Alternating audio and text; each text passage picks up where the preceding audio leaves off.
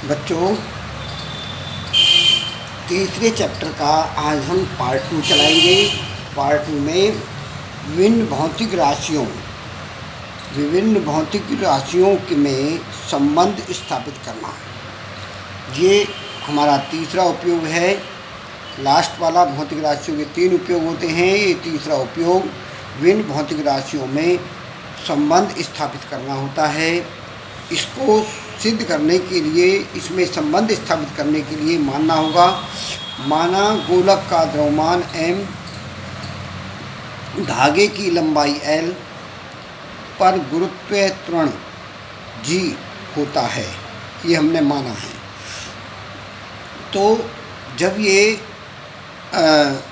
सरल लोलक आवर्तकाल करता है तो उसका आवर्तकाल नियम से, विमा के नियम से t प्रोपोर्शनल m की घात a, l की घात b और g की घात c, वे विमा मानते हैं।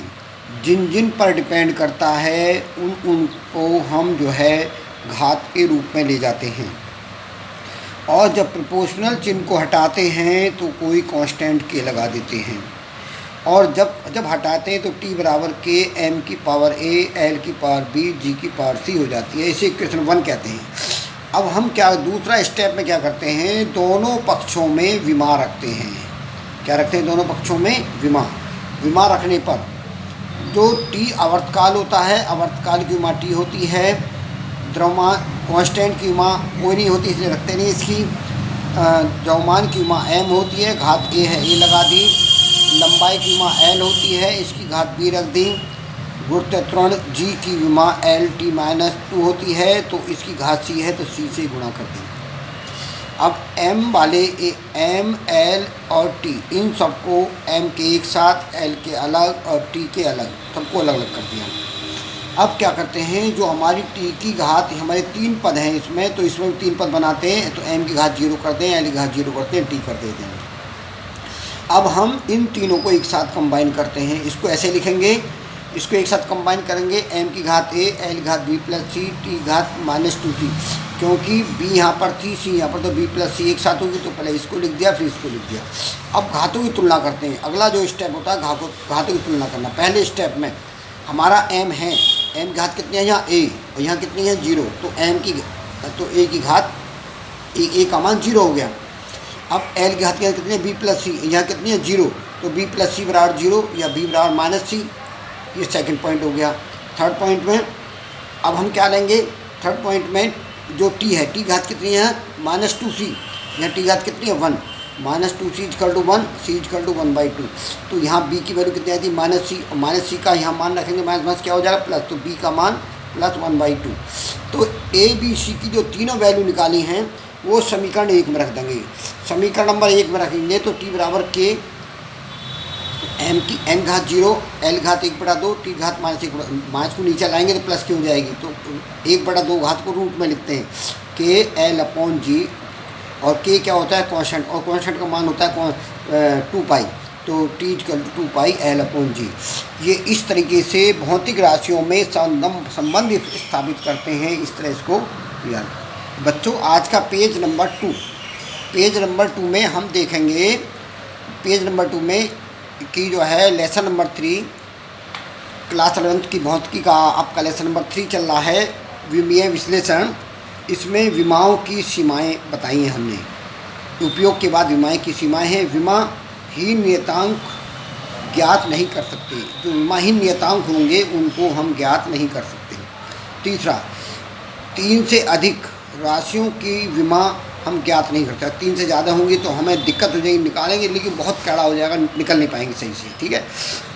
तीसरा, त्रिकोणमितीय अनुपात। त्रिकोणमितीय है, चरघातांकी तथा लघुगुणकीय की हम विमा ज्ञात नहीं करते। ये इसकी सीमा, 3 सीमा मैंने बताई है, तीनों सीमा आपको याद करनी है, ओके। अब देखो इसमें क्वेश्चन, मैं इससे जो लघुत्य जैसे छोटे क्वेश्चन आते हैं किस तरह से उन्हें सॉल्व करते हैं वो आपको बताता हूँ। जैसे ये आ गया, वेग की प्रवणता की विमीय सूत्र ज्ञात कीजिए, ऐसा क्वेश्चन आ गया। तो वेग प्रवणता का पहले सूत्र लिखूँगा, वेग प्रवणता बराबर वेग परिवर्तन बटे दूरी। ये मैंने चैप्टर के स्टार्ट होने पर ही आपको ये फॉर्मूले बताए थे कि भौतिक विज्ञान के सूत्र आपको याद करने हैं, और मैं लिख के दिए थे। वेग प्रवणता, वेग परिवर्तन बटे दूरी। अब वेग प्रवणता की विमा, वेग परिवर्तन की विमा होती है L(t-1) और दूर की विमा होती है L। अब ये दूर की विमा L होती है, ये L ये है तो L से L कट जाएगा, तो क्या आएगा t-1। तो t-1 वेग प्रवणता की विमा कितनी होगी, t-1। ये विमा का चिन्ह होता है जो ब्रैकेट लगाते हैं विमा के लिए। अब इसका देखेंगे इसी तरीके से क्वेश्चन नंबर 3।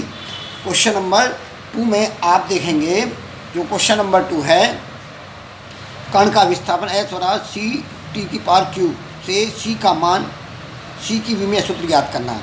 तो विस्थापन S बराबर है c(t⁵) t³ हो गया। तो मुझे c की विमा निकालनी है, तो c को एक तरफ करूँगा, बाकी को एक तरफ ले जाऊँगा, या c बराबर c/t³। तो c की विमा निकालनी है, c की विमा बराबर S की विमा क्या होती है, दूरी क्या होती है L, t क्या होता है समय की विमा क्या होती है t की पावर कितनी है 3 लगा। अब ये पावर ऊपर जाए कैसे हो जाएगी, माइनस की। तो इस तरीके से हम इस समीकरण के द्वारा हम विमा ज्ञात कर सकते हैं। तीसरा क्वेश्चन देखेंगे, प्रकाश वर्ष की विमा ज्ञात कीजिए। अब प्रकाश वर्ष क्या है, प्रकाश वर्ष है क्या, ये दूरी का मात्रक है। प्रकाश वर्ष क्या है, ये दूरी का मात्रक है। जब दूरी का मात्रक है तो प्रकाश वर्ष में लिख दिया, दूरी का मात्रक प्रकाश वर्ष होता है। वो प्रकाश वर्ष की जो विमा होगी, जो दूरी की विमा क्या होती है L, तो हमने L लिख दी। तो इस तरीके से हमें विमा ज्ञात करने के लिए क्वेश्चन आते हैं पेपर में, आपको भी एग्जाम में आएगा। जब टेस्ट लूँगा, टेस्ट में आपके में आएगा। अब इसके अंकित प्रश्न मैं कल शुरू करूँगा। आज मैंने इसको विमा निकालने, विमा के सूत्र कैसे होते हैं, और कल सिखाऊंगा थोड़े से और सूत्रों कैसे ज्ञात करते हैं। अब मैं आपको बताता हूँ गृह कार्य में विमा की परिभाषा, विमा के उपयोग और सीमाएँ याद करके आनी है। और जो मैं न्यूमेरिकल अंक प्रश्न करके आपको थोड़े करके बताए हैं, इस तरीके से आपको सॉल्व करना है। ओके।